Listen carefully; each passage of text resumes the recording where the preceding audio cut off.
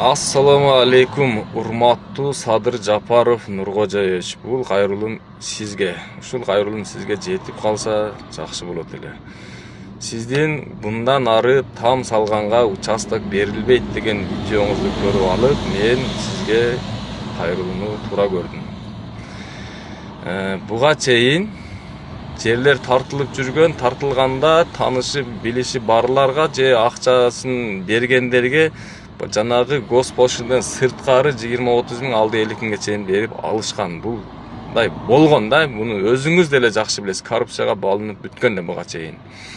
Ошентип үйлөнө элек балдарына дагы жерди алышкан. Бир үйдө 3-4 эркектер болуп туруп, даже бир чек участок албай калгандар бар да там салганга.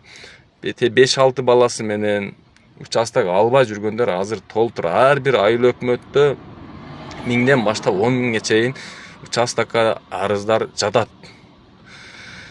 Эми мындан ары участок тартылбай турган болсо, ошол участок албай калган үй бүлөлөрдү колдоп, ГИКтен алгыла деп атасыз. ГИКтен ала турган болсо, мамлекет тарабынан эч кандай участок албагандарга первоначальный ГИКтен мамлекет өзү төлөп, жаш үй бүлөлөрдү колдоо максатында азыр участок алыш проблема, там алыш, үй алыш өтө эле кыйын болуп калды. Баардык нерсе кымбаттап кетти. Мамлекет өзү колдоп, мамлекеттен участок албагандарга первоначальный мамлекет өзү төлөп, ГИКтен алгыла, участок берилбейт, болду ГИКтен алгыла десеңиз жакшы болмок.